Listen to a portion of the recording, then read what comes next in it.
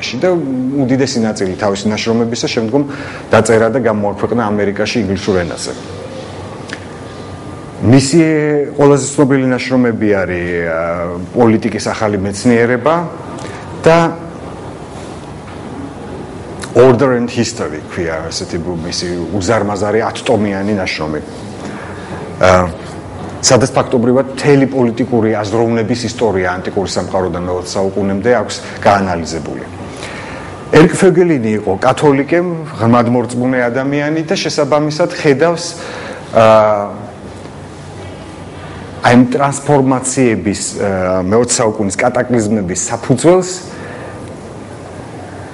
ქრისტიანული კოსმოსის გრევაში.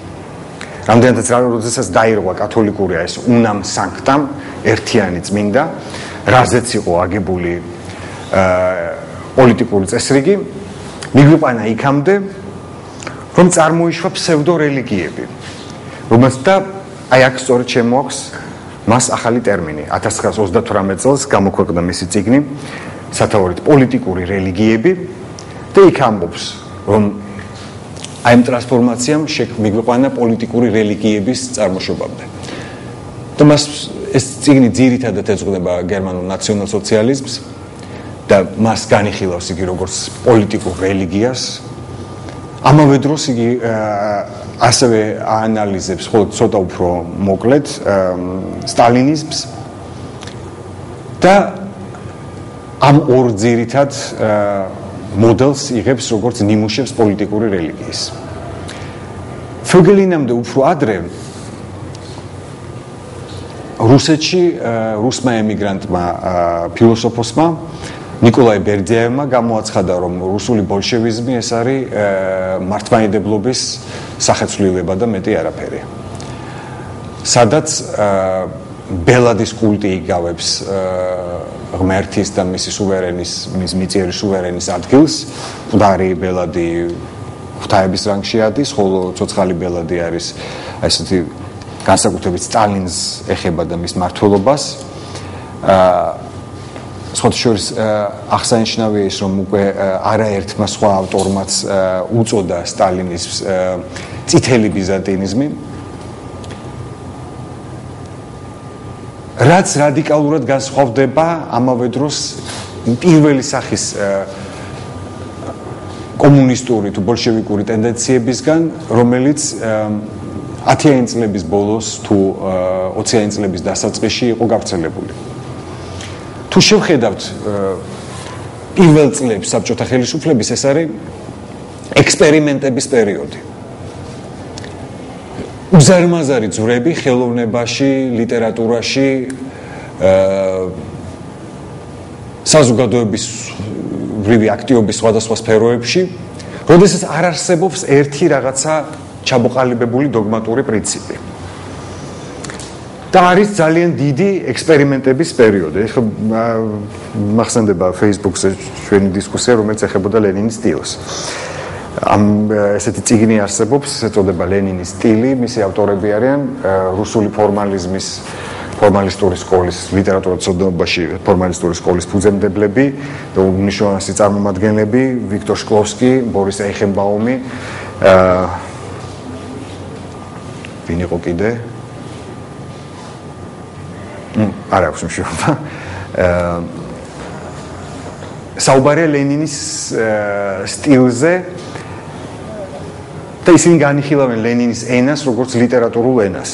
რატო დაწერეს მათ? აიძულა მათ ვინმე თუ იყო მათი პირადინების გამოხატულება. ამის ერთმნიშვნელოვნად გადაწყვეტა ძნელია, მაგრამ ეს ამ ტექსტთა უმეტესობა შეიქმნა 20-იანი წლების დასაწყისში.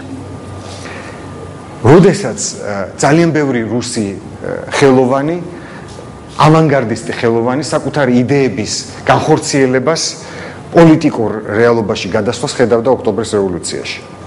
ესეთები იყვნენ ყველაზე ცნობილი სახელები რო დავასახელოთ. მეიერჰოლდი თეატრში, ეიზენშტეინი კინოხელოვნებაში, მაიაკოვსკი, ბლოკი ლიტერატურაში და ასე შემდეგ. აი ამის შემდეგ მე თანდათანობით, როდესაც მოდის საკმაოდ რეალისტი ადამიანი სტალინი ხელისუფლების სათავეში. აი ამ ექსპერიმენტების ფაზა თითქმის ერთი დაკვირით ხელის მოსმით მთავრდება.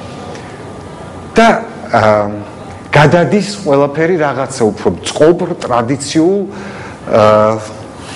ფორმებში, სადაც რეალურად ცოცხლდება იმ ტიპის მესიანიზმი, რომელიც იყო რუსული მართლმადიდებლური ქრისტიანობისათვის დამახასიათებელი. და რუსული მართლმადიდებლობა არის მან საკუთარი თავი, როგორც წინაზე ვთქვით, გამოაცხადა ბიზანტიის მემკვიდრედ, სამართალ მემკვიდრედ და შესაბამისად ბიზანტიური მართლმადიდებლობის ერთადერთ მთავარ დამცველად და მატარებლად. სტალინიზმს თუ შევხედავთ როგორც პოლიტიკურ რელიგიას, ჩვენ სწორედ აი ამ პრინციპების გაცოცხლება შეგვიძლია დავინახოთ და ცალკეული ფორმებით მე ვეცდები ახლა შემდეგ ჩვენ შეხვედრაზე, რომელიც საქართველოს მიეძღვნება და რამდენადაც საქართველოს ნაწილი არის ამ ყველა პროცესისა და ამ ისტორიისა, რასაც საბჭოთა ისტორია ქვია, ვეცდები უფრო მეტი მაგალითი მოვიტანო. აი ესეთი ავანსად ვიტყოდი ერთ ფაქტს.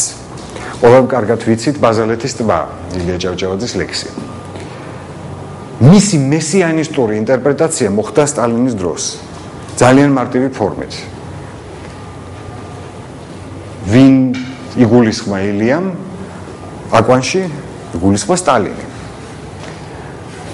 შესაბამისად ილიაც იღებს თავის ადგილს აი ამ პოლიტიკურ რელიგიაში, რომელსაც სტალინიზმი ეწოდება, როგორც წინასწარმეტყველის. თქვენ ყველას გექნებათ ნახი, ორიგინალი არის გორში, სტალინის მუზეუმში, ის ცნობილი ნახატი, ილია ზის თავის აწარმაგიდასთან გაბრწყინებული სახით და დგას ახალგაზრდა სტალინის ოსეულ და კითხულობს თავის ლექსს, ვარც გაეფუჭკნა კოკორი და ასე შემდეგ.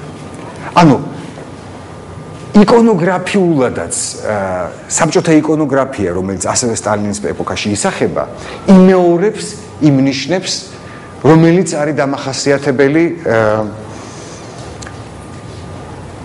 პირდაპირ თქვა რუსული მართლმადიდებლობისათვის ან საერთოდ ზოგადად მართლმადიდებლობისათვის არქიტექტურაში შემოდის იგივე მოტივები.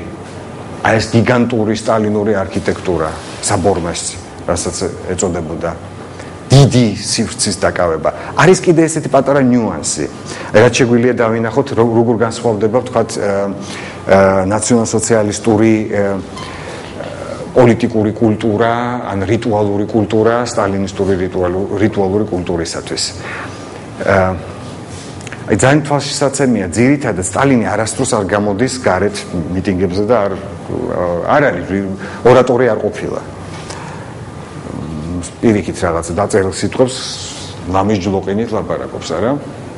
გასხვავებით ჰიტლერისგან, რომელიც არის წილმალე ორატორი, ან გებელსი და სხვა ესეთი ხელმძღვანელობა ნაციონალ-სოციალისტთა.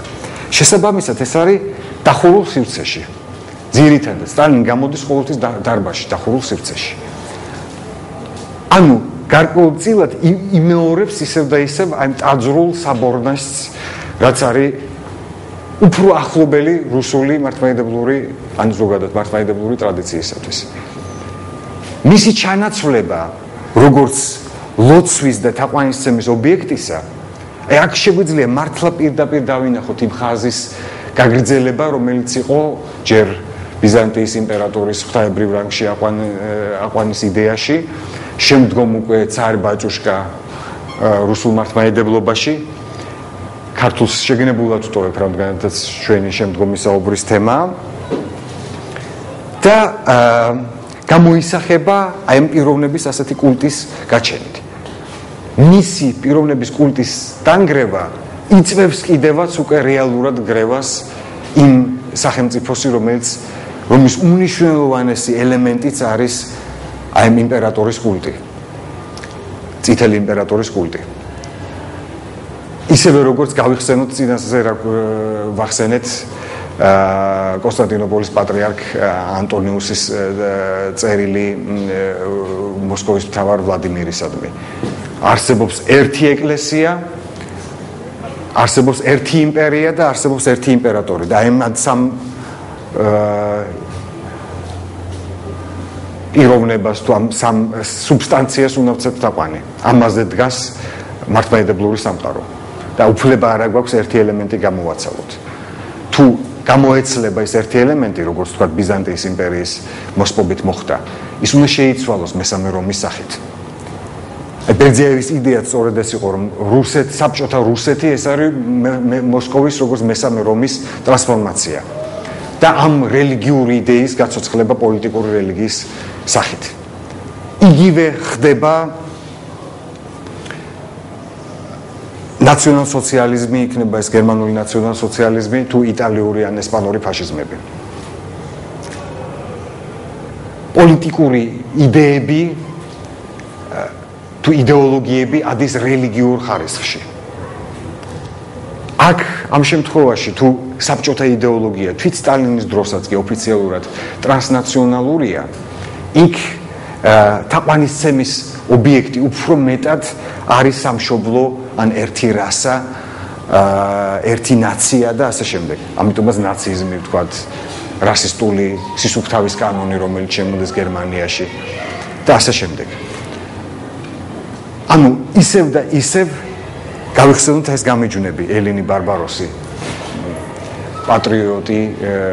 პატრიოტაი, პოლიტაი, ანუ მოქალაქე და მიწის მკვიდრი, ამი და გოიმი. გიორგი არის ებრაისტი და მის მოსვლამდე უკვე ვილაპარაკეთ ებრაულ თემებზე, სამწუხაროა რომ გამოტოვე. ანუ ისევ და ისევ ცოცხლდება აი ამ ტიპის ხატები. და ეხა შემაჯამებლად და დასკვნით ფორმულად